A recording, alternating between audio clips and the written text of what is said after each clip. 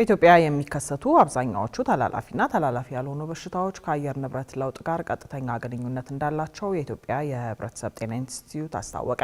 ኢንስቲትዩቱ ይህን ያስታወቀው ላለፉት 3 ዓመታት ሲያዘጋጅ የቆየውን የጥናትና ምርምር ስራዎች በአንድ የሚቀርቡበት መተግበሪያን በትላንትናው ዕለት ይፋ ባደረገበት ወቅት ነው።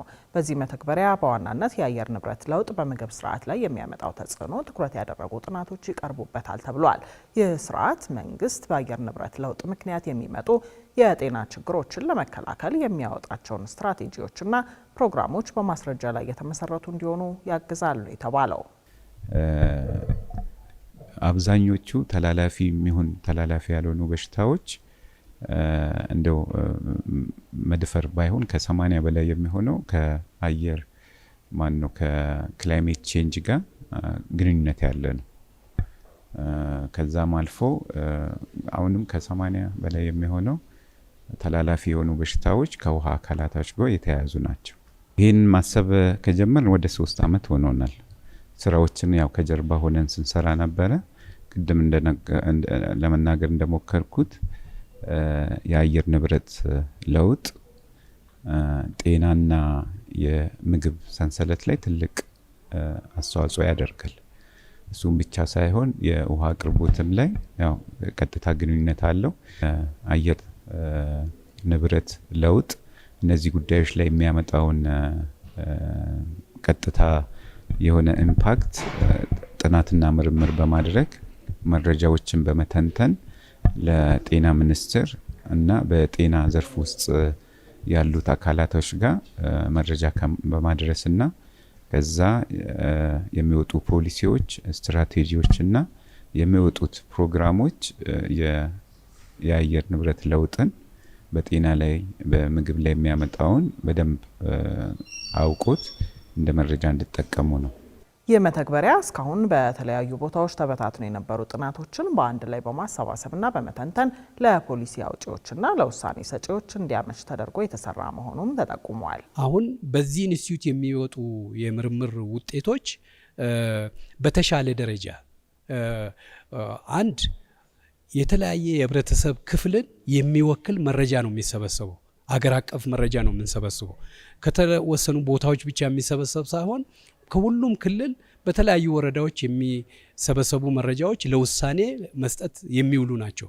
እስካሁን ያልነበሩ የምርምር ውጤቶች ካለን ዴታ ካለን መረጃ ትንተናና ውጤቱን ለጤና ሚኒስቴር በማሳወቅ ከዚህ በፊት ደግሞ የተጠኑ ጥናቶች በተለያየ ቦታ ተበታትነው ነው ያሉት። ለውሳኔ ሰጪዎች በአንድ ቦታ ለውሳኔ አሰጣጥ እንዲመቹ ተደርጎ አይደለም ያሉት። ስለዚህ እነዚህን የተለያዩ ጥናቶች ደግሞ አንድ ላይ አምጥተን በጋራ ሆነን አንድ እይታ ብቻ አይደለም ሁለንተናዊ የሆነ እይታ ይኖረናል። ተቋሙ ከተለያዩ የጤና ዘርፍ ባለሙያዎች ጋር በመተባበር የሚያካሂደው የምርምር ውጤት ለጤና ሚኒስቴርና ለሚመለከታቸው አካላት በየጊዜው በዚህ መተግበሪያ የሚያቀርብ መሆኑም ተመላክቷል።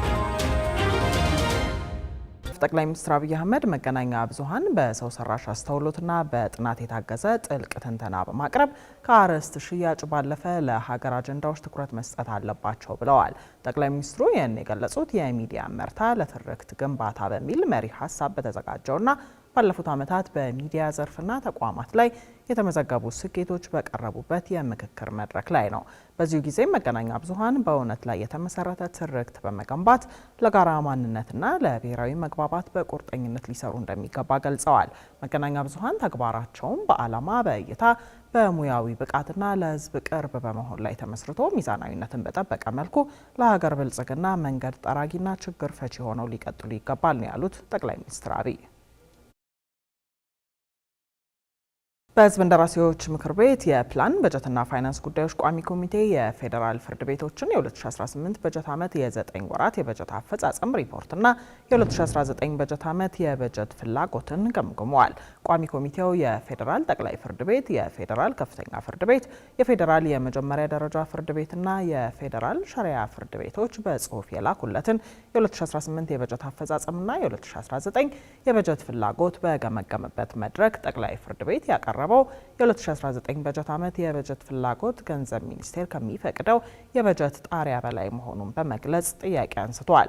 በቋሚ ኮሚቴው ለቀረበለት ጥያቄ ምላሽ የሰጠው የፌዴራል ጠቅላይ ፍርድ ቤትም ለቀጣይ በጀት ዓመት የተጠየቀው በጀት በዚህ ዓመት ተፈጽመው ክፍያ ያልተፈጸመላቸውን ፕሮጀክቶችን ታሳቢ ያደረገ ነው ብሏል። የፌዴራል ጠቅላይ ፍርድ ቤት በ2018 በጀት ዓመት ከተመደበለት መደበኛ በጀት 74.8 በመቶውን እንዲሁም የካፒታል በጀቱን 56.8 በመቶ መጠቀም መቻሉን በመድረኩ ተገልጿል። የዋይድ ኤሪያ ኔትወርክ ተግባራዊ መደረጉ ባለጉዳዮች ወደ ፍርድ ቤት መመላለስ ሳይኖርባቸው ባሉበት ቦታ ሆነው ጉዳያቸውን ለመከታተል የሚያስችል መሆኑን የገለጸው ጠቅላይ ፍርድ ቤቱ ለዚህ ፕሮጀክት ከተመደበው በጀት 98 በመቶ የሚሆነው ጥቅም ላይ መዋሉን አንስቷል። ቋሚ ኮሚቴው በበኩሉ በመጠናቀቅ ላይ የሚገኙት ፕሮጀክቶች የህብረተሰቡን ድካም የሚያቀሉ በመሆናቸው ተጠናቀው አገልግሎት እንዲሰጡ ማድረግ እንደሚገባም አሳስቧል። መረጃው የምስሊያ ሀሺም ነው። የኢትዮ ጅቡቲ የንግድ ኮሪደር በአፍሪካ ቀንድ ያለውን ቀጠናዊ የኢኮኖሚ ትስስር ይበልጥ በማጠናከር የሁለቱን ሀገራት ታሪካዊ ወንድማማችነት ወደ ላቀ ደረጃ የሚያሻግር ነው ተብሏል። የንግድና ቀጠናዊ ትስስር ሚኒስትሩ ካሳሁን ጎፌ፣ የጅቡቲው የንግድና ቱሪዝም ሚኒስትር መሐመድ ዋርሳማ፣ የትሬድማርክ አፍሪካ ከፍተኛ አመራሮች፣ የአውሮፓ ህብረት ተወካዮችና የኢትዮ ጅቡቲ ኮሪደር ብሔራዊ ጥምር ኮሚቴ በኮሪደሩ ትግበራ ዙሪያ መክረዋል። በውይይቱ ላይም ኮሪደሩ ከ90 በመቶ በላይ የሚሆነውን የኢትዮጵያ የወጪና ገቢ ንግድ የሚያስተናግድ በመሆኑ ለኢትዮጵያ ኢኮኖሚ የጀርባ አጥንት መሆኑን የንግድና ቀጠናዊ ትስስር ሚኒስትሩ ካሳሁን ጎፌ ገልጸዋል። ኮሪደሩ ንግድን ለማሳለጥ የገበያ እድሎችን ለማስፋትና ለብሔራዊ ፕሮጀክቶች ስኬት ጉልህ ሚና ያለው በመሆኑ በጥምር ኮሚቴው ማዕቀፍ ለሚከናወኑ ፕሮጀክቶች ኢትዮጵያ የሚጠበቅባትን ኃላፊነት ለመወጣት ቁርጠኛ መሆኗን ሚኒስትሩ አመልክተዋል። በአፍሪካ ቀንድ ቀጠናዊ የኢኮኖሚ ትስስርን ለማሳደግ ታስቦ ከአውሮፓ ህብረት በተገኘ ድጋፍ በ32 ሚሊዮን ዶላር በጀት እየተተገበረ ያለው ፕሮጀክቱ በተቀመጠለት የጊዜ ገደብ እንዲጠናቀቅ ሁለቱ ሀገራት መስራት እንዳለባቸው ተመልክቷል። ተመልካቾቻችን የምትከታተሉት የአዲስ ነገር የእኩለ ቀን የሀገር ውስጥ አጫጭር መረጃዎቻችንን ነው። ቀጥለናል።